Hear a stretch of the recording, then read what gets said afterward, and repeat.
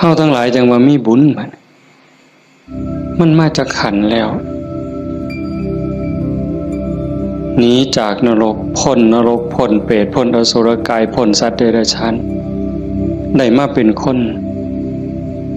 ยกระดับจากคนมาเป็นมนุษย์มีศีลมีธรรมเข้าใจในเรื่องเล่าของชีวิตแก้วแหวนเงินทองเฮาก็หาอยู่ประกอบสัมมาอาชีพเลี้ยงปากเลี้ยงท้องเลี้ยงลูกเลี้ยงหลานอยู่2 มื้อ 3 มื้อที่เฮามาอยู่ในสวนธรรมเนี่ยขันไปค้าไปขายเด้มันสิได้จักบาทผู้บางคนได้เป็นพันผู้บางคนได้เป็นหมื่นแต่ญาติโยมคิดว่าเอาไว้ซะก่อนแก้วแหวนเงินทองก็มีค่าอยู่มีประโยชน์อยู่แต่มันบ่สู่บุญบ่สู่บุญบ่สู่กุศลบุญกุศลจะเฮ็ดให้เฮาดียิ่งขึ้นไปกว่านี้สูงขึ้นไปกว่านี้บุญเป็นที่เพิงปุญญานิปะละโลกัสสมิงปฏิทาหุนติปานินังเพราะเหตุว่าบุญนั้นเป็นที่พึ่งของสัตว์ทั้งหลายในโลกหน้าพร้อมทั้งโลกต่อไปเพิงได้ตั้งแต่วินาทีนี้ตั้งแต่วินาทีที่เฮ็ดบุญก็เอากายเอาวาจาเอาใจนี่เฮ็ดบาปก็เอากายวาจาใจนี่เฮ็ดบาปเฮ็ดให้เกิดความทุกข์เกิดความเดือดร้อนคันแม่นเฮ็ดบาปดูๆเฮ็ดบาปบ่อยๆเฮ็ดบาปหลายๆถึงในขณะที่เฮ็ดมันสิม่วนมันสิสะใจก็ตามแต่จากมื้อหนึ่งเวลาหนึ่งมันจะเดือดร้อนในข้าวที่มันลุ่มหลงมันก็บ่ย้านหยังดอกอย่างคนไปรักของเขาคนฆ่าเขาเนี่ยฆ่าสัตว์ลักทรัพย์ประพฤติผิดในกามล่วงเกินลูกหลานสามีภรรยาผู้อื่นนอกใจผัวเมียเจ้าของก็แล้วแต่ขี่ตัวใส่หลายป้ายสียุโยงให้แตกเหล่าสามัคคีตอนเฮ็ดตอนทำตอนกำลังมั่วเมาอยู่นี่ก็บ่ย้านหยังก็คิดว่ามันบ่มีผลแต่บัดฮอดเวลาหนึ่งมันจะเกิดความเศร้าหมองเกิดความย้านแต่มาว่าทุกคนเนี่ยแม่นสิปากคำเว้ายืนยันนักแน่นว่าบ่เชื่อดอกว่าบาปมีบุญมีชาติหน้าชาติก่อนนรกสวรรค์บ่มีดอกนั่นก็เว้าแต่ปากซ่อมมึงโหลดใครมีคนแนวนั้นอยู่ไกลเฮาปากว่าบ่ย้านแต่ว่าใจส่วนลึกเนี่ยมันยังมีอยู่วันๆอยู่คือกันบัดยามเจ็บยามไข้เฮายามที่บาปกรรมมันตามท่านตกทุกข์ได้ยากลำบากลำบนตอนนั้นสิกระวนกระวายเป็นทุกข์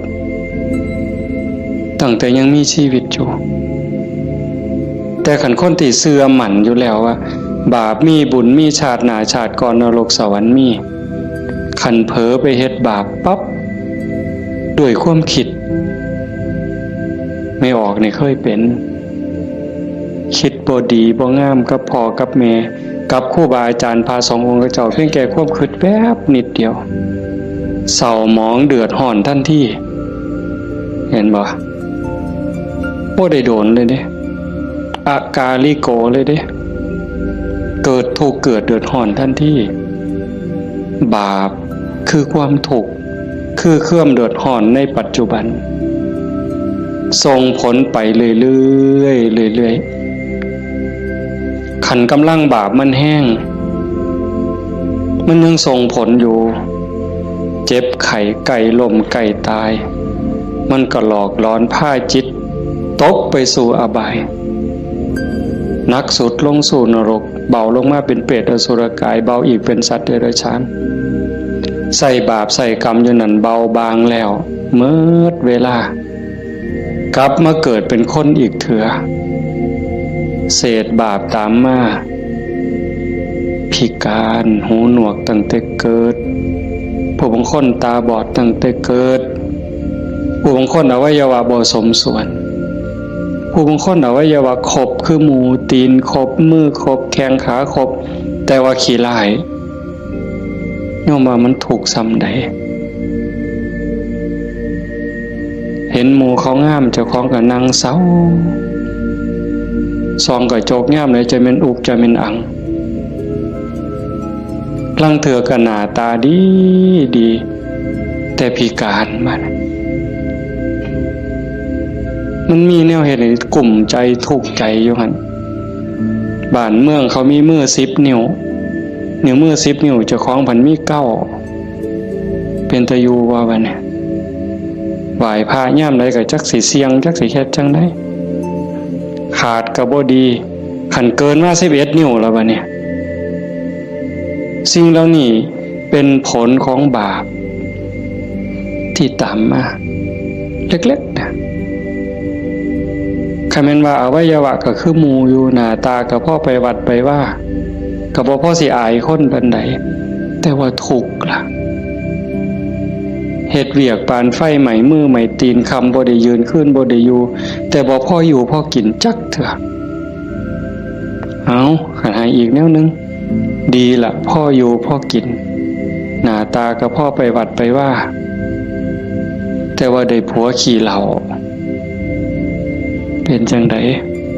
คันสิป้ามันก็หักอยู่ได้เมียปล่อยเก่งบัดนี้เป็นจังไดเจ้าพ่ออยู่บ่บัดนี้ก็ยังว่าคู่กรรมคู่เวรเอาให้อีกก็ได้ผัวก็ดีดีเมียก็ดีดีบอกกันอ้อมแอมอ้อมแอมปานเทวดาแต่ว่าลูกปานผีบัดนี้ผ่านมันอย่างเดียวนอนก็บ่หลับกลางเว้นก็เป็นทุกข์กลางคืนก็เป็นทุกข์คิดอยากแต่น้ำลูกชายก็พอแห้งแล้วลูกสาวก็พอแห้งแล้วนั่นคือผลบาปแต่บุญล่ะบุญเป็นสื่อของความสุขเป็นสื่อของความดีความงามนำมาซึ่งความเจริญในขณะที่เฮ็ดปั๊บเฮ็ดบาปก็เอากายวาจาใจเฮ็ดบุญก็เอากายเอาวาจาใจนี่เฮ็ดแต่ว่าบุญเฮ็ดแล้วมีความสุขบ่ต้องรอชาติหน้ายังไม่ออกมาในสวนธรรมกราบพระปั๊บบ่แม่นกราบตามธรรมเนียมเนี่ยกราบด้วยความเข้าใจว่าเฮากราบพระรัตนตรัยพระพุทธเจ้าพระธรรมพระสงฆ์พระพุทธะนี่อยู่ในใจกราบลงไปโดยสำนึกขึ้นขององค์สมเด็จพระบรมศาสดามันเกิดความอิ่มใจเกิดปีติ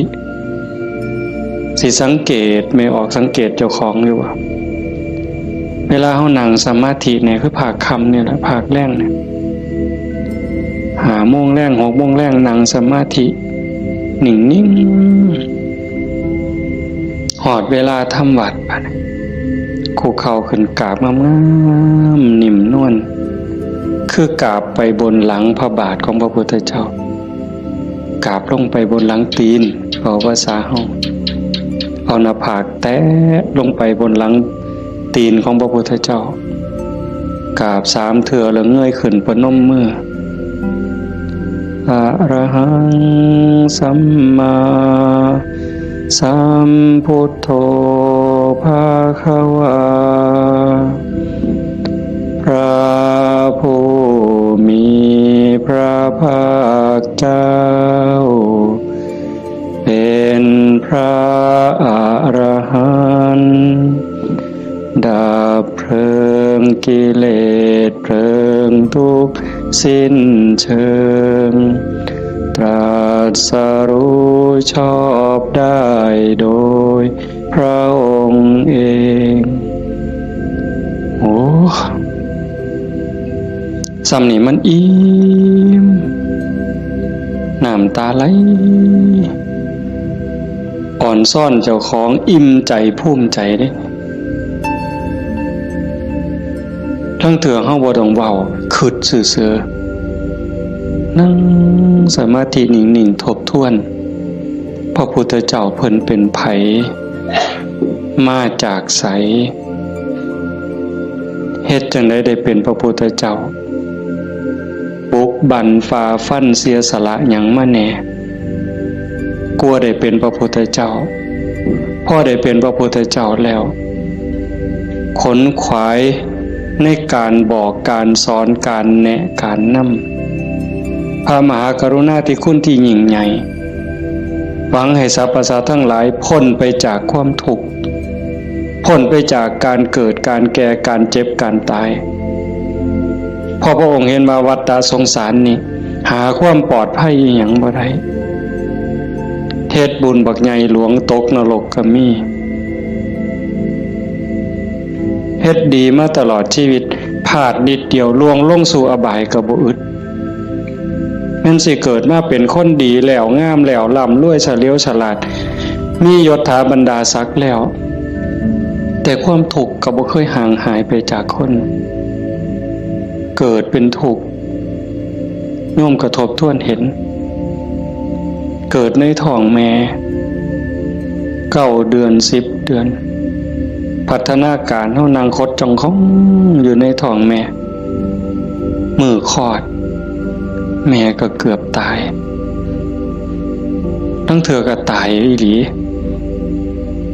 แม่ก็ห้องโฮโพสังกาหมดลูกลดออกมาสลบเลยลูกพดออกมาปั๊บก็หายกากลด100%เต็มหมดสุคนทุกข์เลยเกิดมาทุกข์แก่ก็ทุกข์หูจักสุคนละนั่งอยู่นี่เจ็บแขวเจ็บข้างเจ็บแข้งเจ็บขาปวดหลังปวดแอวเคยหมดสุคนนะหัวงอกตั้งแต่หัวงอกซื่อๆมันบ่เจ็บบ่ปวดก็ทุกข์เว้ยไม่ออกเป็นนี่ว่าซองกระจกเห็นผมงอกนี่ถอนปั๊บหลดย่านเข้าว่าเจ้าของเฒ่าเห็นบ่อายุ40คนเขาเอิ้นแม่ใหญ่ได้งวกปั๊บตาเขียวปื้อเลยเด้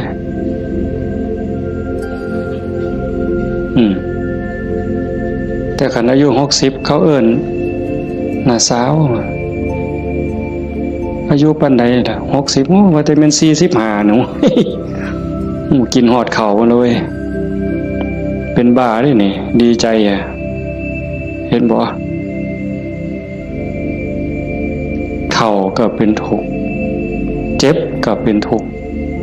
ตายล่ะคนตายตอนมันตายแล้วมันบ่ทุกข์ดอกร่างกายหั่นแต่ว่าความรู้สึกนึกคิดน่ะมันห่างย่านตอนบ่ทันตายเนี่ยมันย่านนะเป็นหยังจังย่านหันคำถามแนวนี้เป็นหยังจังย่านตายบ่มั่นใจในเจ้าของ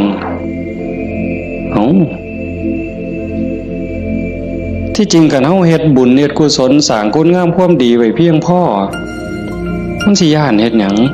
อาตมาคือกันอาตมาย่านตายไม่ออกยังย่านตายอาตมาย่านอาตมาตกนรกนี่หม่องมันแม่นอีหลีบัดนี้คันว่าตายปั๊บอาตมาจะไปเกิดเป็นเทวดามีสวรรค์วิมานกว้างใหญ่มีบริวารล้อมหน้าล้อมหลังมีทิพย์หมดทั้งสิไปเกิดเป็นพรหมจังสิไปย่านเฮ็ดหยังบัดนี้ภาษาเฮาสิหนีจากบัวข้วยนอนจะขี้ตมจะขี้งัวขี้ข้วยไปขึ้นปราสาทมีเครื่องย้อมเครื่องท่ามีความหอมเต็มสะดวกสบายเฮาก็บ่ได้ย่านแต่นี่มันสิตกลงไปหลายกว่าเก่าเนี่ย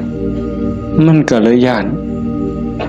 แม่นคือบ่อาตมาบ่ฮู้ดอกโยมก็คิดเอาเองว่าโยมย่านคืออาตมาบ่ ตายมันทุกข์ตั้งเถื่อก่อนตายเนี่ย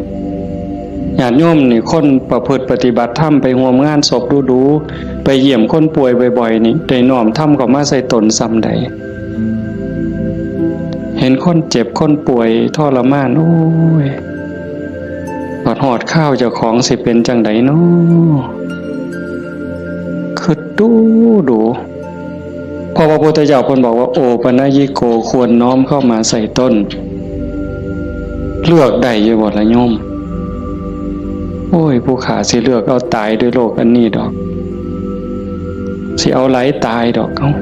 ง่ายที่สุดเลยเด้นี่เอาวะกินข้าวอิ่มๆกับลูกกับผัวกับเมียแล้วนอนหลับแล้วตายไปเลยนี่ง่ายที่สุดเลยเอาวะยังบ่ทันหันเอาอยู่เด้นี่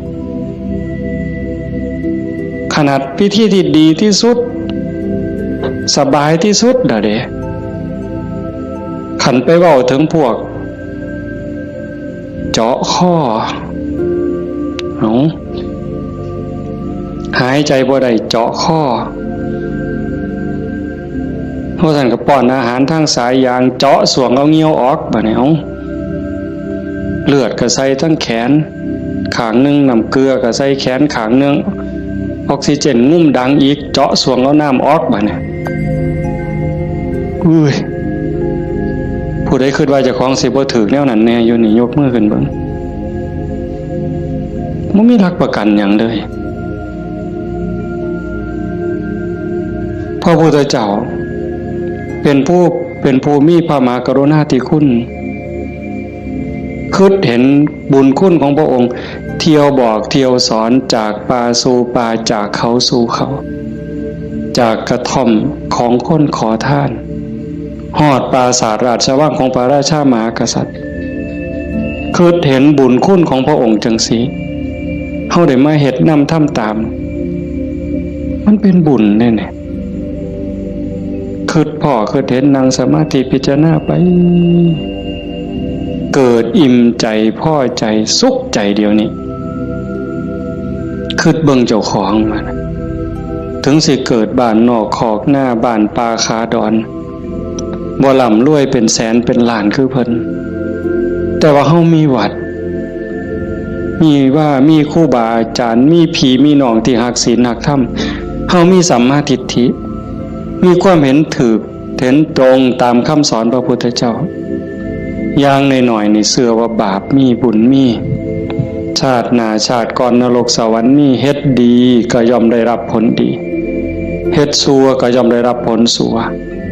พระพุทธศาสนาสอนเรื่องเหตุเรื่องปัจจัยเพราะสิ่งนี้มีสิ่งนี้จึงมีวานพืชจังไดก็ได้ผลจังซั่นผ่อนซ่อนเจ้าของภูมิใจในเจ้าของแม่นสิเกิดบ้านนอกคอกหน้าทุกข์ยากปากหมองบ่ร่ำบ่รวยบ่สวยบ่งามแต่เฮามีโอกาสได้เข้าวัดได้มีโอกาสปฏิบัติธรรมเป็นผู้บ่ประมาทได้ยินเสียงปากเสียงเว้าของครูบาอาจารย์น้อมนำลงสู่การประพฤติปฏิบัติซ้ำนี่เฮากับพ่อแห้งอ่ะเนี่ยโยมเป็นบุญล่ะเด้นี่เกิดปีติเกิดความอิ่มใจแล้วก็ตั้งตนในความบ่ประมาทอีกอันนี้หมายถึงบุญเฮ็ดปั๊บก็เกิดความสุขใจอิ่มใจปั๊บขันเฮ็ดเรื่อยๆเฮ็ดบ่อยๆเฮ็ดดูจิตนึกตั้งแต่ถึงคุณงามความดีบัดเจ็บบัดป่วยบัดไข้บัดหนาวบัดสิลมสิตายนิมิตที่มันดีมันงามนำพาดวงจิตดับปุ๊บไปสู่สุคติขันมันเฮ็ดดูอันนี้หมายถึงดีเด้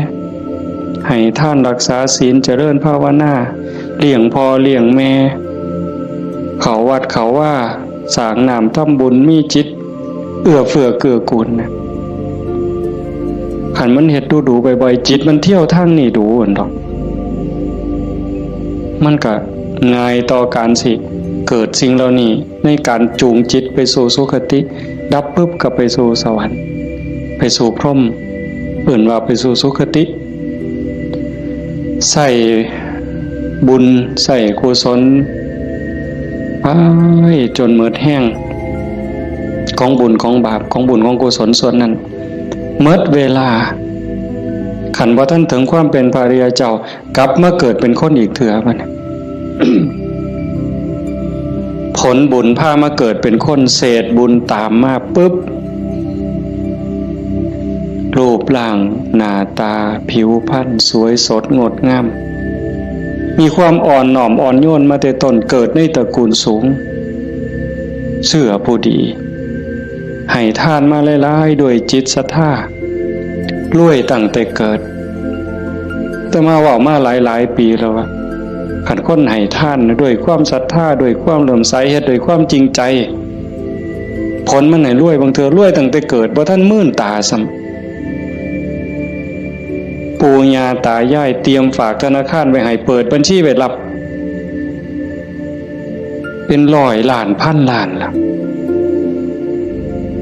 เห็นบ่ล่ะนั่นคืออานิสงส์ของศีลของทานของบุญของกุศลสวยรวยสวยผอมงามผอมรวยผอมฉลาดผอมโรคภัยไข้เจ็บหน่อยอายุยืน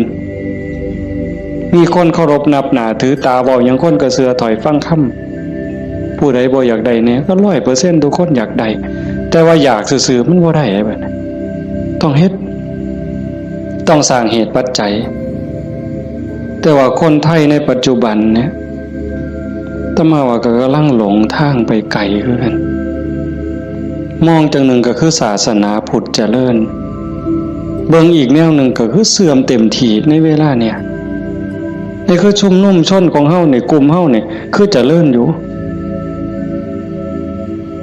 แต่ว่าอีกกลุ่มหนึ่งมันอาศัยพุทธศาสนาติดยี่ห้อพุทธศาสนาแต่ว่าเนื้อในแกะกล่องเปิดขวดกินเข้าไปมันบ่แม่นบ่อยากเว้าหลายปานใดดอกเรื่องหมู่นี้แต่มันเท่ากับเป็นตะเว้าอ่อนวอนบวงสรวงพิธีกรรมเนี่ยมันออกนอกทางมัดนิยมคันมันสิง่ายปานนี้พระพุทธเจ้าสิมานั่งเฮ็ดหยังสิสอนเฮาให้ฝึกให้ฝนให้เพียรเฮ็ดหยังครูบาอาจารย์หลวงปู่หมั่นหลวงปู่ชาเอาชีวิตเกือบบ่รอดก็สั่นก็ครึ่งฝ่ายแล้วก็มาผูกหัวเจ้าของก็สวดซะทีล่ะอิติปิโส1,800,000ก็เลยตัวให้มันหอเวินกิเลสคูโคบออกโลดติล่ะมันแม่นบ่ล่ะกระแสนี่กำลังแห้งไม่ออกกระแสนี่กำลังหลายนั่งเถื่อกับเงินนี่เป็นตัวตั้งบ่ได้ตั้งใจดอกแต่ขี่รถมาได้ยินไหมเปิดวิทยุฟังแถวนี่ล่ะวิทยุแถวนี่ล่ะหมดน้ำกันนี่ล่ะเนาะพอมันได้เงินหลายบางมื้อวันที่2บ่อาจจะมาไปเทศงานนึงเทศจบคนกำลังลังมาอันนี้มือสาวมือรุ่นก็เลยถามประธานงานเขาก็บ่ฮู้ดอกว่าท่านเข้าใจว่ามันเป็นแนวใดนะถามว่าเป็นจังได๋งานเรียบร้อยดีอยู่บ่ว่าซั่นเรียบร้อยอยู่ค่าน้อยเพิ่นว่าอุ้ยได้เงิน800,000กว่าเพิ่นว่าสาธุว่ะงานขึ้นเดียวง่ายแจกไม่หีบกันหมดขึ้นเนี่ยอย่าคอหมดไว้ก็ออกแบ่งใหญ่ๆถ้ามาเสือว่าพระพุทธเจ้าบ่สอนแล้วก็บ่ได้พาเฮ็ดแนวนั้นแต่แนวจังซี่นี่ไม่ออกบ่ออกนอกจากเป็นบุญเป็นกุศลเด้เฮามาเฮ็ดในมื้อนี้เวลานี้เด้นอกจากมาสร้างบุญแล้วมาหาที่เพิงสำหรับดวงจิตดวงวิญญาณเจ้าของแล้วชีวิตมันมีกายกับใจอย่างว่าร่างกายประกอบด้วยดินน้ำลมไฟเหมือนเวลามันก็แตกสลายดินขึ้นดินน้ำขึ้นน้ำลมขึ้นลมไฟขึ้นไฟแต่กระแสจิตกระแสใจกระแสวิญญาณเดินทางต่อหอบบุญหอบบาปไปขันดวงจิตดวงใจดวงใดได้รับการพัฒนานอกจากบุญแล้วพัฒนาคือมันเหตุให้เกิดให้มียกระดับเจ้าของสูงขึ้น สูงขึ้นจากอำนาจการบีบคั้นกดขี่ข่มเหงของกิเลสคือความโลภความโกรธความหลงจิตดวงนั้นเบายิ่งเบายิ่งละเอียดยิ่งสูงใกล้พระพุทธเจ้าไปเรื่อยๆเรื่อยๆเรื่อยๆขันใจต่ำก็หมายความว่ากิเลสถมมันหลายใจสูงกิเลสติดหน่อยขันสูงที่สุดกิเลสเกาะบ่ได้ก็เป็นอิสระจากกิเลสไปเข้ามาเดินจงกรมมานั่งสมาธิสวดมนต์ฟังเทศน์ฟังธรรมก็เพื่อสิซักฟอกจิตใจเจ้าของการฟังธรรมนี่ก็เป็นตนหนึ่งเฮ็ดให้เฮาได้เกิดปีติเกิดความสุขเกิดสมาธิตั้งแต่เกิดความเข้าใจได้ส่องได้ทางยกจิตเจ้าของให้มันสูงยิ่งขึ้นได้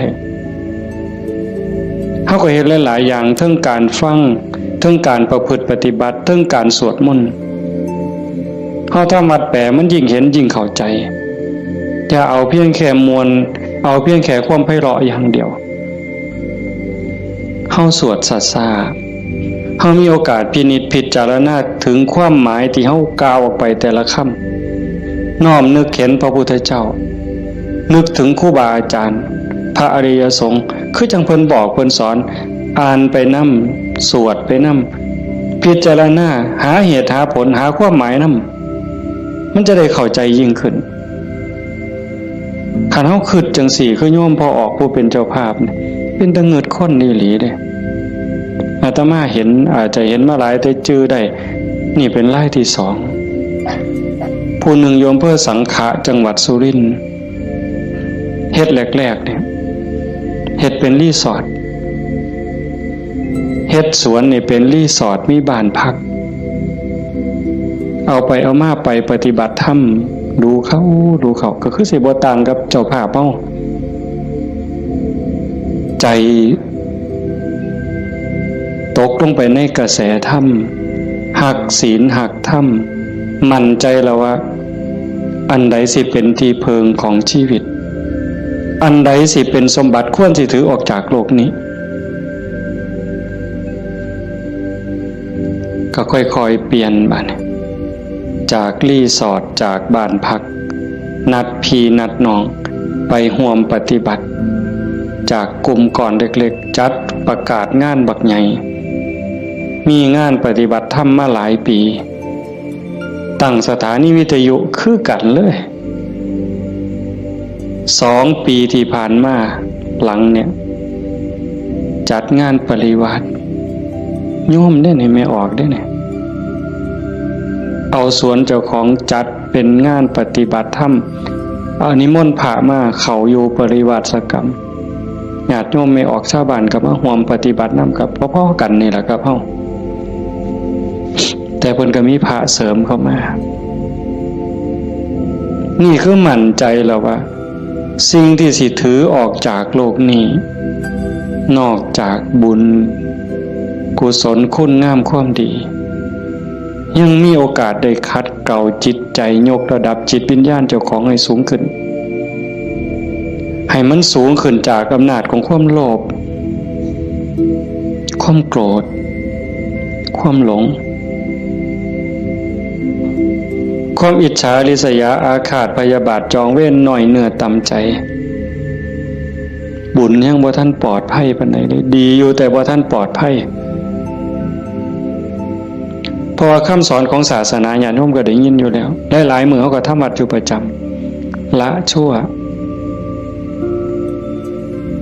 ประพฤติดีเห็นบ่ละชั่ว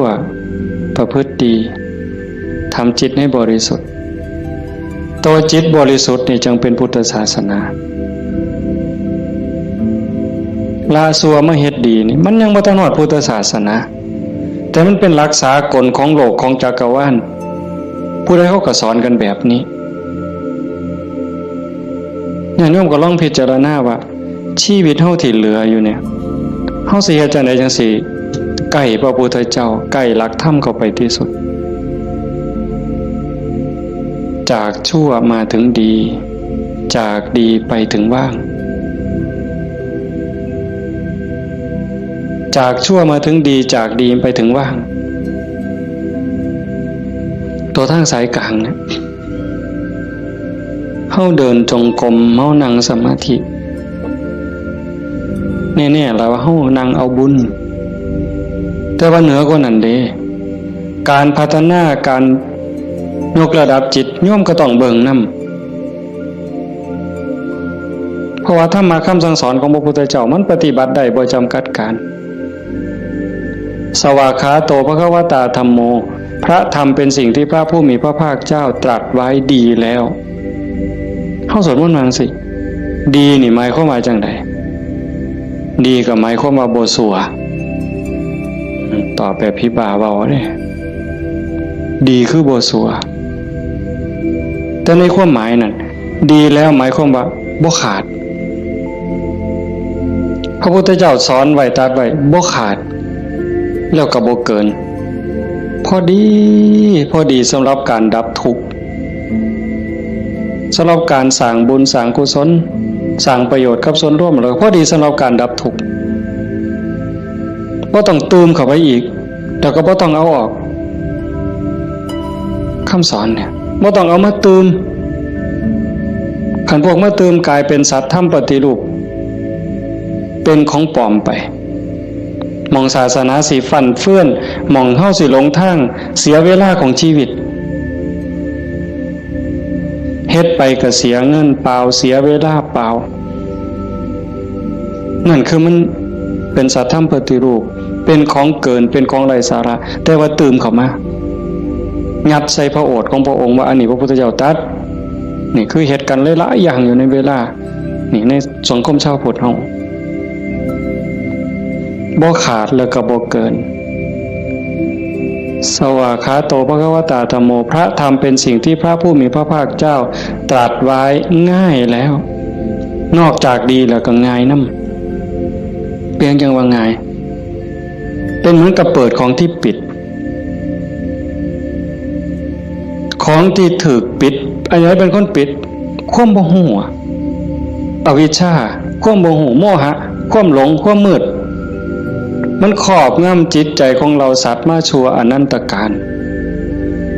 จนเจ้าชายสิทธัตถะเสด็จออกบวชบำเพ็ญเพียรบารมีได้ตรัสรู้ใต้ต้นพระศรีมหาโพธิ์ก่อนพุทธศักราช45ปีนั้นจังเปิดขึ้นมาได้นักบวชก่อนพระองค์เฮาสินับหลายปานใดเป็นหมื่นองค์หมื่นศาสดาหมื่นครูอาจารย์ที่แสวงหาแต่ว่าบ่มีผู้ใดพ่อเปิดบ่ออกบุญบารมีบ่ถึงแต่เจ้าชายสิทธัตถะบำเพ็ญบารมี20อสงไขยกำไรแสนมหากัปบารมีเต็มเปี่ยมจังสามารถเปิดของที่ปิดหงายของที่คว่ำจุดแสงสว่างในที่มืดบอกทางแก่คนหลงทางนี่คือคำสอนพระพุทธเจ้าเด้เปิดของที่ปิดหงายของที่คว่ำบอกทางแก่คนหลงทางจุดแสงสว่างในที่มืดก็จังว่าตรัสไว้ง่ายแล้ว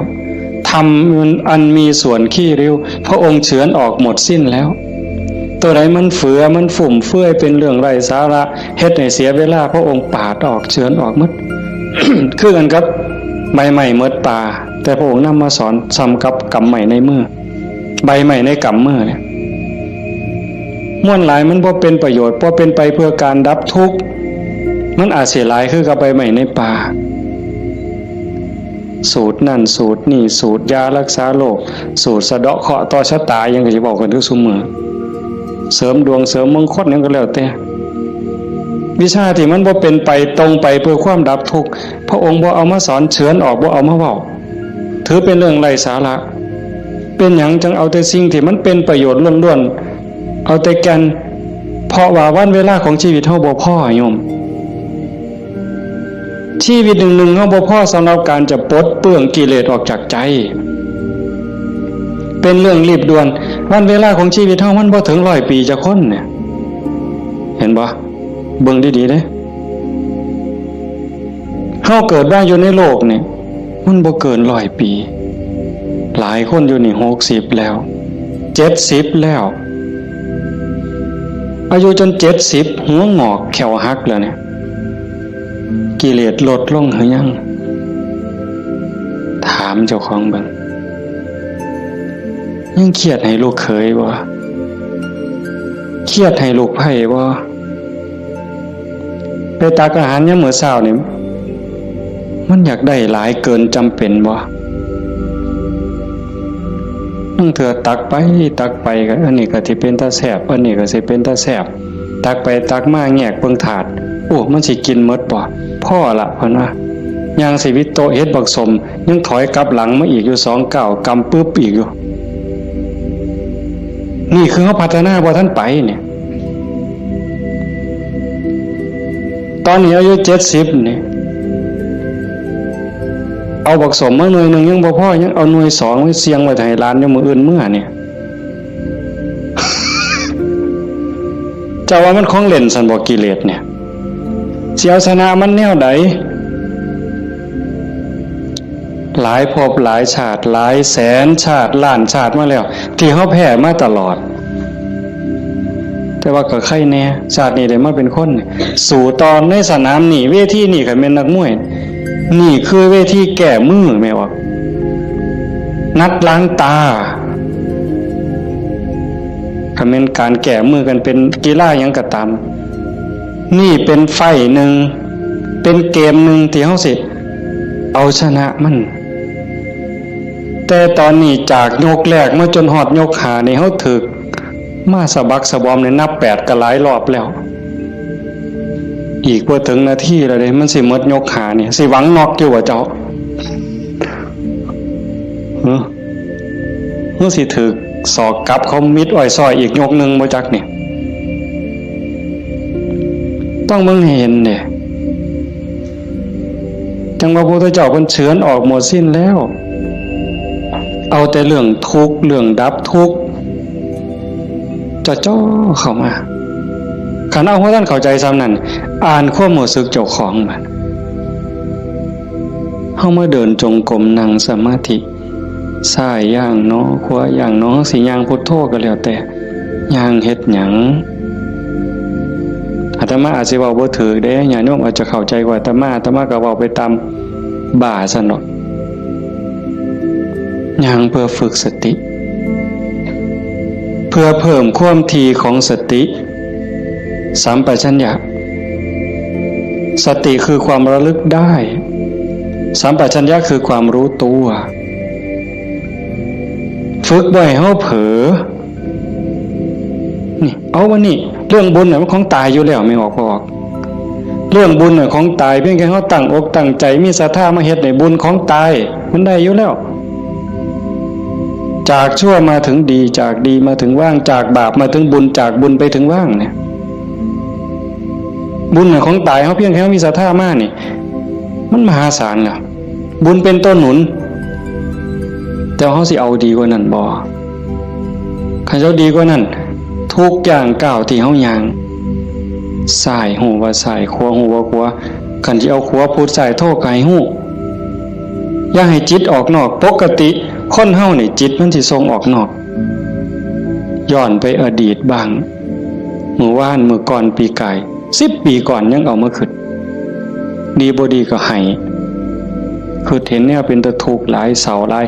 นอนให้คือเห็นตั้งแต่10 ปีก่อนพุ่นอันนี้ก็บ่แม่นคิดไปคิดมาเห็นตั้งแต่อดีตได้ตามใจเฮ็ดอันนั้นก็แม่นหมดแน่นหมดถูกใจเจ้าของหมดนอนหัวยุ่มอยู่อันนี้ก็บ้าบ่แม่นคันบ่อยู่กับอดีตบ่นี่พูดอนาคตมื้ออื่นมื้อนี้ผู้เขาหดบ่นอพุ่นย่านผู้เหี่ยวมึงดิล่ะอีหล่าหลานน้อยมันสิคิดฮอดแม่ใหญ่มันบ่นอไปดอกเด้อันนั้นอันนี้มันสิได้เป็นจังซี่บ่เกิดความวิตกกังวลไปข้างหน้าอันนี้ก็บ่แม่นการประพฤติปฏิบัติพระพุทธเจ้าเพิ่นบอกให้อยู่ในปัจจุบันอดีตก็ละไปแล้วอนาคตก็ยังไม่มา ให้อยู่กับปัจจุบันที่เฮาพุทโธนี่คือเห็นปัจจุบันหายใจเข้าพุทนี่เห็นปัจจุบันโธออกนี่เห็นปัจจุบันในเมื่อมีสติอยู่กับปัจจุบันอันนี้เป็นเครื่องฝึกเป็นเครื่องมือในการฝึกจิตที่มันเคยวอกแวกไปอดีตแน่อนาคตแน่บ่นิ่งแน่เพราะเฮาจับไว้กับอารมณ์พระกรรมฐานผู้บางคนก็ท้องพองท้องยุบหนอพองหนอพุทโธคือลมหายใจซื่อๆเอามันมาจับไว้นี่จิตมันก็ค่อยนิ่งเข้ากันเฮาบ่ลดละความเพียรคันจะว่าถึงสติเป็นคือกับหัวสติเตสังนิวารนังสติเป็นเครื่องกั้นหยังกั้นกิเลสคือความเศร้าหมองคือความมืดความเศร้าหมองแห่งจิตแห่งใจบ่ให้มันมาท่วมทับจิตก็คือฝึกจังซี่คันสมมุติว่าสติเป็นเครื่องหัวเป็นหลักหัวมื้อนึงคือฮอดพุทโธเทื่อนึงขาดบ่เนี่ยเมื่อมือคือถอดพุทโธได้เทื่อนึง2เทื่อ10เทื่อ100เทื่อก็ยังว่าห่างคันมันเป็นลักหัวนี่ลมหอดสร้างคันสมมุติว่าเฮ็ดให้เฮ็ดหน้านี่บ่ว่าแต่งัวเขาสิมากินดอกกล้วยสิมากินดอกลมหอดสร้างหัวมันห่างแม่นมั้ยมื้อนี้เฮาฝึกดูๆมาเพียรปฏิบัตินี่ฝังหลักทีเขาแต่ก่อนมันห่างเป็น 2-3 เมตรสร้างเขาได้วันนี้ปักเขาไปกลางกึบเหลืออยู่เมตรครึ่งสร้างเขาบ่ล้มเนี่ยแต่ว่าคุ้ยเขาได้เด้ฝึกเขาไปอีกเพี้ยนไปอีกพยายามเขาไปอีกฟักกึบเขาไปอีกจากเมตรครึ่งเหลือ75เส้นจบคุ้ยเขาบ่ได้งัวเขาบ่ได้แต่ว่าหมูอาจสิเขาได้เด้ดุดมุนได้เสียบเข้ากลางกึบเหลือ30กว่าเส้นหมูเขาว่าได้แต่ม้าเขาได้มันเพี้ยนเขาไปอีกซับเขากลางจาก30กว่าเหลืออยู่20 15ขึ้นไปหา20เสียบเขาไปอีกเหลืออยู่10กว่าเส้นมันแล้วไก่ก็เขาบ่ได้เสียบเขาไปอีกไก่เขาบ่ได้กบอาจสิเขาได้ที่เขาอีกกบเขาบ่ได้เขียดโม่เขาได้ที่เขาอีกเขียดโม่เขาบ่ได้เขาได้แต่เขียดขึ้นหน้าสติเฮาคือกันสติสัมปชัญญะฝึกบ่อยๆฝึกดูๆเห็นดูๆหูดูๆมันก็จะเป็นความชำนิชำนาญความระลึกรู้ระลึกเห็นบ่อยๆเกิดขึ้นอยู่ในปัจจุบันบ่อยๆบ่ได้แวบไปสู่อดีตบ่ได้แวบไปสู่อนาคตเกิดความตั้งมั่นเกิดความมั่นคงสติสัมปชัญญะสมาธิความตั้งมั่นได้บ่สมาธิคือความตั้งมั่นแห่งจิตบ่วอกแวกปัญญารอบรู้ในกองสังขารที่มันมาหลอกจิตสังขารกลางกายก็อีกอย่างนึงสังขารคือจิตใจก็อีกอย่างนึงกายนั่งนิ่งแต่ว่าจิตมันคิดไปทั่วทิพย์ทั่วแดนในเมื่อหูจักเรื่อยๆหูจักบ่อยๆพยายามผูกมันไว้คอยตะล่อมจิตมันคือลิงเพิ่นยังว่าผูกไว้คือผูกลิงใส่หลักสติเป็นเหมือนกับเชือกองค์ภาวนาเป็นคือกับหลักมันสิดื้อปานใดลิงมันดื้อไปโลดมันไปบ่ได้จักหน่อยมันก็ล่ามันก็ซ่าลงจักหน่อยก็นั่งจิตเฮาคือกันเฮาบ่เครียดดอกมันไปก็ปล่อยมันไประลึกได้ปั๊บก็กลับมาใหม่ระลึกได้ปั๊บกลับมาใหม่ดูเขามันก็มีทางมันก็เป็นความชินของมันอยู่จักหน่อยก็นิ่งได้พอแต่มันนิ่งมันอิ่มแน่ไม่ออกก็สิเคยเห็นหลายคนนั่นล่ะเก่งกว่าแต่มาล่ะนั่งอยู่นี่ซ้อมเบิ่งเนี่ยเกิดความอิ่มใจสุขใจคันเฮ็ดดูๆบ่อยๆอย่างเฮาเบิ่งท้องพองท้องยุบเห็นคักๆขณะที่ท้องพองขึ้นปุ๊บทอเส้นผมปุ๊บขึ้นมาก็เห็นยุบลงปุ๊บทอเส้นผมนี่ก็เห็นหายใจเข้าหายใจออกคือกันในนี่มันก็มีการเกิดดับเห็นอยู่ในเมื่อที่ทั้งสัตว์ปั๊บเกิดปีติเกิดความสุขเกิดอิ่มใจอันนี้เล็กๆดอกข ของเล่นหน่อยๆขนาดบางเถื่อเฮาเฮ็ดดูๆบ่อยๆจนได้หูจักมันแน่แล้วบัดเกิดมื้อนึงเวลานึงเฮามีเรื่องต้องคิดต้องอ่านมันหนหูหนหวยกัดกลุ่มก็วนก็ว่ายคิดพอปั๊บคิดฮอดกรรมฐานหายใจเข้าดึงลมหายใจเข้าหายใจยาวๆบึ๊บหายใจออกบึ๊บเย็นว่าขนลุกวืบโล่งอันนี้ก็มีก็เป็นบอนพักอีกอันนึงคันเฮ็ดจังสี่ดูๆบ่อยๆเฮาสิเล่นจังไดกับมันก็ได้ไม่ออกแล้วเคยเบิ่งความคิดเจ้าของบ่นั่งเบิ่งซื่อๆเนี่ยหลังจากเบิ่งลมหายใจเข้าหายใจออกพอสมควรบัดเวลานึงเฮาอยากเล่นกับความคิด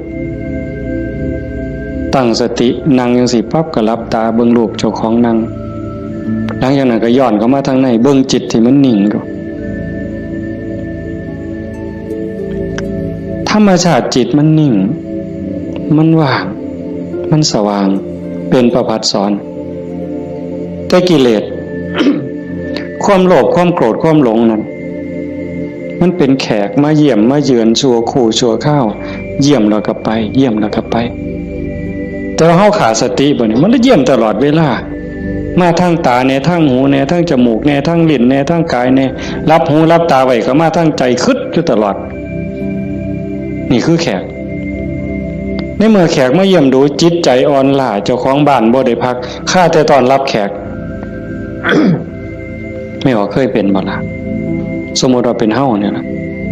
เดี๋ยวกับผู้นั้นมาผู้นี้มาต้อนรับอยู่หมดมื้อหมดเว้นหาข้าวหาน้ำให้อยู่ให้กินคอยเว้าคอยจาทักทายปราศัยเมื่อยเนี่ยคนบ่ได้พักก็เมื่อยก็ล้าใจบ่ได้พักก็คือกันเดี๋ยวก็โลภเดี๋ยวก็โกรธเดี๋ยวก็หลงเดี๋ยวก็ฮักเดี๋ยวก็ซังเดี๋ยวก็ย้านอยู่หั่นแต่คันเฮาได้เฮ็ดสมาธิได้ภาวนาจิตมันได้พักเป็นพักเกิดความหนักแน่นมั่นคงเด้เวลาที่จิตเฮามีสมาธิเกิดความหนักแน่นมันบ่เป็นสมาธิแบบที่เฮาเว้าถึงกันจนว่านิ่งสว่างดับไปเป็นชั่วโมง2ชั่วโมงเป็นมื้อเป็นเว้นก็สร้างเพียงแค่เฮาเห็นลมเข้าลมออกเนี่ยคือเห็นพุทโธติดต่อกันจัก5นาที10นาทีมันมีแห้งเด้ไม่ออกหลายคนเป็นอยู่มั้งเห็นพุทโธลมเข้าก็พูดลมออกก็โทต่อกันจัก5นาที10นาทีนี่มันเกิดความมั่นคงในใจให้แม่นกกเสานี่ก็ซ้ำเสาปูนแล้วอยู่บ่ติงเด้จิตใจบ่หวั่นไหวนักแน่นมั่นคงโยกบ่ได้เห็นบ่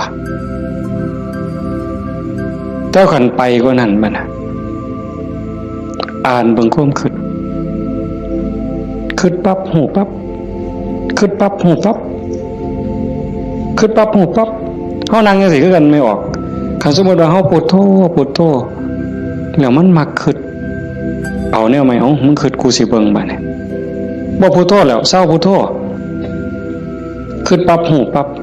คิดปั๊บหูปั๊บบ่คิดต่อมันเด้บ่คิดซอยมันหูมันซื่อๆมันเศร้าเด้หูปั๊บมันเศร้าเลยเด้มันอยากอายซ้ำกับลูกกับหลานสิไปลักกินของเนี่ยเสียงตาหน่อยเบิ่งหดมือปั๊บโลดเด้เป็นแนวนั้นเบิ่งความคิดอันนี้ก็ตนหนึ่งเอาไปเอามาหูขบวนการกันแรกๆตั้งเถอะมันคิดไปแล้วสมมติคือเขียนหนังสือนี่บออานอบานไม่โทบ้านบออัวบัวหออามองามฮอดพุ่นจังคิดออกฮอดม่อมาโอ้ยคิดไปอย่างฮอดพุ่นตั้งสติไหมมันเขียนไหมมันอาจสิฮอดงออาบ่ทันได้ม่อมาฮอดสระปั๊บหูปั๊บคันหูรู้มันสิสั่นเข่าได้บัดแต่คันแรกๆปั๊บมันฮอดงออามองามบ้านบัวงามมันเฮาตั้งสติดีๆเอาก่อนมันมาฮอดม่อมาเนี่ยมันว่าหยังก่อนสระอาก่อนสระอาเด้งองูก่อนงองูเด้ว่าแหวนก่อนว่าแหวนมหานากาศ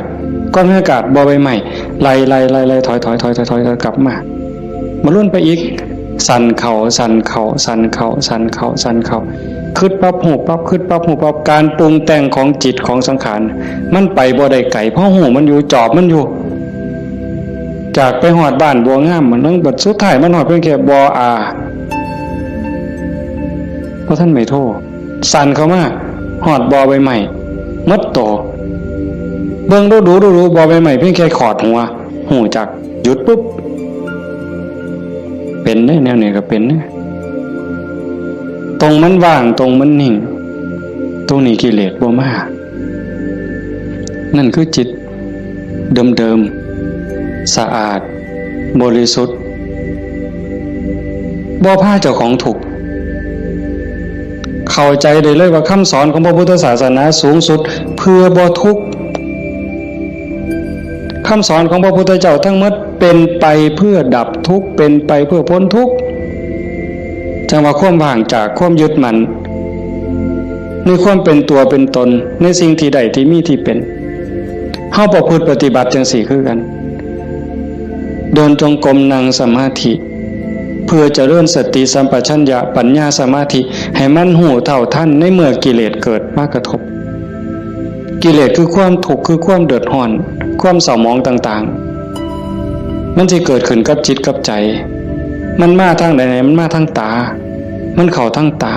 เข้าทางหูทางจมูกทางลิ้นทางกายทางใจเพิ่นเอิ้นว่าอายตนะอายตนะเป็นเครื่องเชื่อมต่อภายในก็มี6ภายนอกก็มี6ตามันเป็นคู่กับรูปหูเป็นคู่กับเสียงจมูกเป็นคู่กับกลิ่นลิ้นเป็นคู่กับรสกายเป็นคู่กับสัมผัสใจเป็นคู่กับอารมณ์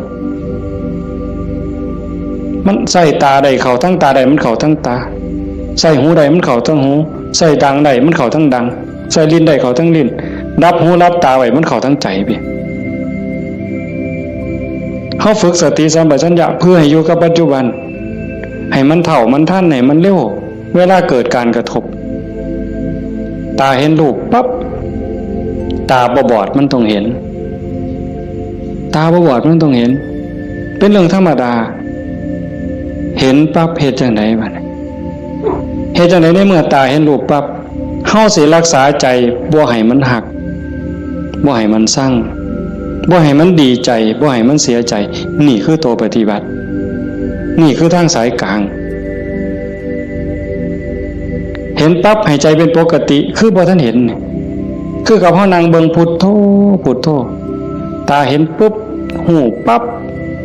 แต่ว่าให้นิ่งอยู่คือเก่าอย่าให้เกิดดีใจเสียใจอย่าให้เกิดหักเกิดสั่งขันมันจำเป็นสิต้องจัดการกับสิ่งที่เฮาเห็นก็เฮ็ดด้วยจิตเป็นปกติสมมุติว่าขึ้นไปตรงเฮือนมีขี่ไก่ไปด่าไก่ก็บ่แม่นอีกปล่อยให้ไก่ก็บ่แม่นอีกละคิดเป็นตาสร้างไก่ก็บ่แม่นอีกละบ่ถึกหมดเฮ็ดให้จิตเป็นปกติยากอยู่ได้บ่ง่ายจักเม็ดไม่ออกย้อนเฮาเฮ็ดบ่ได้นี่เฮาจังเกิดจังตายเที่ยวตกนรกเป็นเปรตอสุรกายเที่ยวขึ้นสวรรค์เที่ยวลงนรกอยู่นี่ย้อนเฮ็ดจิตเป็นกลางบ่ได้เห็นขี่ไก่ก็สิไปสั่งไปด่าไก่แต่คันเห็นเงินแบ่งพันถิ่มอยู่เป็นจังได๋บัดมันสิว่าดีใจที่ละว่าติอันนี้ก็บ่ถึกดีใจพอใจก็บ่แม่นให้จิตเป็นปกติคันสิจับสิหยิบมันมีเจ้าของบ่ก็หยิบไปหาเจ้าของเอาเก็บไว้ซะก่อนก็จังค่อยประกาศหาเจ้าของก็บ่คิดว่าสิเอาจังสี่คือกันคันบ่มาทางตาล่ะมันมาทางหูบัดนี้สมมุติว่าเขาด่าปุ๊บได้ยินเสียงด่ามาเฮ็ดจังได๋สิเฮ็ดใจเป็นปกติบ่เสียใจบ่น้อยใจขันพวกเพิ่นปฏิบัติเนาะเพิ่นจังว่าได้ยินเนาะเอาสติไว้ที่หูเกิดขึ้นที่หูก็ดับลงที่หูได้ยินเนาะบ่ให้ราคาเพิ่นเถาะบ่ให้ราคาเลยบ่ดีใจนำบ่เสียใจนำเสียงก็สักว่าเสียงบ่แม่นสัตว์บุคคลตัวตนเราเขาเว้าง่ายแต่ว่าเฮ็ดยากที่สุดก็ย้อนเฮาฝึกบ่ทันพอคันผู้ฝึกได้แล้วก็เย็นคือเก่าเด้ คือหลวงปู่ชาเพิ่นว่าผู้ที่ฝึกบ่ทันใดคือบ่ทันเข้าใจคนด่าย่างไปเศร้าก็ด่าไปย่ำแรงก็ด่าเห็นย่ำใดด่าย่ำนั้นก็ไปเครียดให้มันเป็นยังด่ากูเพิ่นบ่หมัดมือนึงเขาว่าอย่าไปหัวซ่ามาเด้อผู้บรรดาคนเนี่ยมันเป็นบ้าตัวเศร้าเครียดเศร้าสั่งนั่นคือจิตเป็นกลางแล้วกลับคืนสู่ฐานเดิมของมันคันเขาให้เขาด่าเขาจมให้เฮาบ่ฮู้ท่านว่างจิตบ่เป็นก็ไปเครียดไปขมหาทางตอบแทนสิเอาขึ้นจองกรรมจองเวรไว้แต่ขันทาย่องแล้วบัดเนี่ยเป็นจังไดบัดแต่คำย่องคำย่อมากเฮาก็ดีใจก็บวกฟู่ขึ้นบ่ถือคือเก่าเสียใจก็บ่ถือดีใจก็บ่ถือแต่ให้จิตเป็นกลางๆนี่คือขอปฏิบัติธรรมชาติจิตเป็นจังซั่นมันบ่เคยฮักไผมันบ่เคยสร้างไผจิตนี่ฮักก็บ่เป็นสร้างก็บ่เป็นดีใจก็บ่เป็นเสียใจก็บ่เป็นโลภโกรธหลงก็บ่เป็นย่านหยังก็บ่แม่นมันเป็นปกติของมันอยู่กลางๆจังซั่นแต่ว่ารักโกรธเกลียดกลัวอิจฉาริษยาน้อยเนื้อตามใจย้อนกิเลสมาย่อมแขกมาเยี่ยมนี่มันพาเจ้าของบ้านป้วงเด้อนี่ก็ซ้ำกับเฮาอยู่เฮือนธรรมดานี่แล้วเคยเห็นอยู่ตัวบางปีใหม่นี่ลูกหลานเฮาอยู่เฮือนธรรมดากับพ่ออยู่บดหมู่มาชวนกินเหล้ามันก็เมาอยู่เฮือนเฮาหมดแล้วเป็นจังได๋ซั่นพาเจ้าของบ้านป้วงเลยให้เรารักษาใจเจ้าของให้เป็นปกติเฮาบ่พึงปฏิบัติเพื่อสิ่งนี้เด้โยมตาเห็นก็ให้รักษาใจไว้ปกติหูได้ยินก็รักษาใจไว้ให้เป็นปกติจมูกได้กลิ่นหอมเหม็นก็ปกติลิ้นได้รสก็ปกติแซ่บบ่แซ่บนัวบ่นัวก็ปกติคันมันสิเติมก็เติมไปที่ละน้ำปลานั่นสิเติมเกลือก็เติมไปที่แต่อย่าไปคิดสร้างแม่ครัวอย่าไปจมให้เขาหนาวร้อนมันหนาวมากก็แม่นว่าสิทนกรรมฐานนี่บอกว่าให้ปล่อยว่างมันหนาวก็สิเสืออยู่ซื่อๆบ่ห่มมันดอกผ้านี่ก็มันก็แล้วแต่ว่าธรรมชาติมันก็ให้ห่มแต่ว่าก็อย่าทุกข์อย่าเดือดร้อนรักษาใจเป็นปกติคันบ่จังซั่นนี่คนมันติดชั่วก็ติดได้ไม่ออกดีก็ติดชั่วก็ติดแม่นบ่หมู่เจ้าว่าเมื่อไผสิเถียงสมมุติว่าตาเนี่ยมันก็บ่แม่นว่ามันสิมักแต่ของถูกใจมันเด้มันได้สิถูกตาแล้วมักเบิ่งได้สมมุติว่าเห็นผู้สาวเห็นผู้บ่าวเห็นคนงามที่เฮาพอใจบ่แม่นเฮาสิเบิ่งแต่คนที่เฮาพอใจเด้เขาเดียวก็เหลียวเบิ่งก็ดีใจโอ้ยงามเนาะโอ้ยพอใจเนาะบ่แม่นแต่จังซั่นอันคนผู้เฮาสร้างนี่ไม่ออกเคยเป็นบ่โอ้ยจังมันกูสร้างปานตาสิแตกเพิ่นว่าสร้างปานตาสิแตกแต่ว่าแม่นเบิ่งบ่เศร้าเนี่ยเอ้าเคยเป็นบ่หมู่เจ้าบ้าหรือดีซั่นคำนั้นเป็นตาสร้างกูบ่อยากเห็นก็อย่าไปเบิ่งอีกติล่ะเพียงจังเบิ่งบ่เศร้าซั่นเห็นบ่นี่คือมันโง่อาตมาผู้หนึ่งว่าโง่แนวเนี้ยผู้ใดเศร้าโง่เนี่ยสาธุนำเด้อว่ามันเป็นตาสร้างยังไปเหลียวเบิ่งดูอยู่เอ้าดังบัดนี้ทั้งจมูกเนี่ยกับมันเราคนมักหอมติดหอมอย่างเดียวได้ไม่ออกผู้เจ้าเป็นบ่ติดเหม็นแม่ปลาแดกแม่ปลาแดกเหม็นนี่ฮะว่าปลาแดกหอมเนี่ยตำบักฮวงคือสิแซ่บเพิ่นว่านักเข้าไปกว่านั้นเล็บตีนสักโอ้ยบ้าคือดีกิ่มเล็บตีนสักออกมาเหม็นๆแทนที่สิทิ่มนะดมเว้ยดมตัวนึงก็บ่ว่าเด้ดมเทื่อสองอ่ะบ่แล้วแงกหน้าแงกหลังมีผู้เห็นกูบ่เนาะเพิ่นว่า